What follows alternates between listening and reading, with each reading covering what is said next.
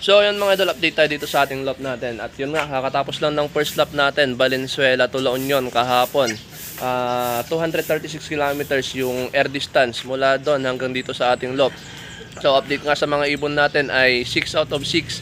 So 4 yung naklock natin, tapos yung dalawa ay cut off. Yan, yung cut off na isa, old bird, tapos yung isa naman ay young bird. At yung first clock natin kahapon ay isang young bird natin. So yun yung pinaka mabilis na umuwi sa atin kahapon. At medyo hirap nga yung mga ibon natin sa pag-uwi kahapon. So nasa 1,000 plus din yung speed nila. At yung isang clock natin na old bird, yung last na old bird natin na dumating ay 800 plus lang.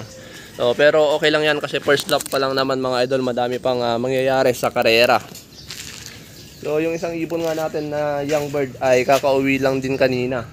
Yan, ayun siya. So medyo okay naman tong ibon, hindi naman nanghihina. Ibig sabihin nakapagpahinga to.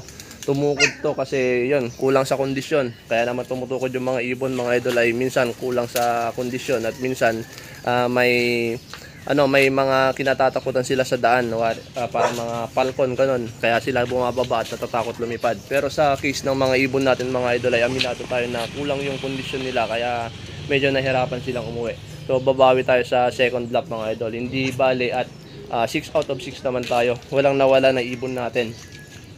Yan, so okay yun. Ito yung galing pala sa Baliling din mga idol. Actually pati yung isa galing din naman sa Baliling pero hindi grabe. Ito yung isa na grabe pero umuwi. Yan, so sana makatapos ng karera. Yan, so may butas na agad, first lap pa lang. Tapos yung mga old bird natin, sila Bjorn. Yan. So siya yung second drop natin kahapon mga idol. Tumatanda na rin siguro. Tapos yung isang old bird natin na red ring, yung 8 months bago bumalik from Del Gallego, Camarines Sur mga idol, ay nabutas na naman kahapon.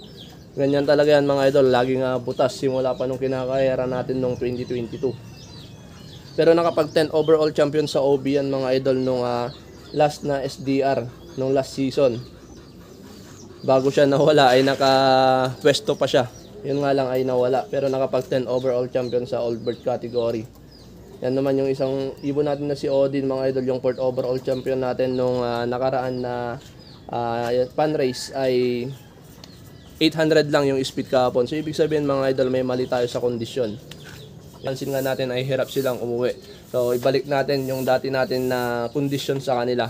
So hindi kasi ako yung nagkaklak sa mga ibon ko mga idol. Meron din tayong kasama dito, yung ating lockman na si Bon. Siya yung nagkaklak. Yan kasi tinutulungan niya tayo gawa nga ng hindi tayo makapag-clock ng Sunday, gawa nga ng may trabaho. So yun mga idol, update ko ulit kayo sa second lap ng ating mga kalapate, second lap derby. So Antipolo na tayo sa second lap mga idol. Malapit lang naman yun, Valenzuela hanggang sa Antipolo. Konti lang yung gap, so sana maging maganda yung uwi ng mga ibon natin. At nga pala mga idol, sa taas meron tayong ulit bumalik na Pakistani high flyer. Yan, kung yung mga bumili niyan dito mga idol, kung nanonood kayo, pwede nyong kunin dito. Yan, kunin nyo lang dito, tapos meron pa isa dito. Bumalik din na checkered. Yan. Yung checkered na yan. Blue yung singsing. Nabili na yan dati dito, anak ng mga ibon natin yan. Bata pa yan nung nabili. Pero nag-low fly na rin kasi yan dati. Kaya siguro nakaalala. Yan, so naglo-low fly ulit dito yan mga idol. Pag nanonood yung bumili, kunin nyo na lang dito. So yan mga idol, dito muna natin tatapusin yung video natin ngayong araw. Maraming salamat sa panonood. Happy flying and God bless mga idol.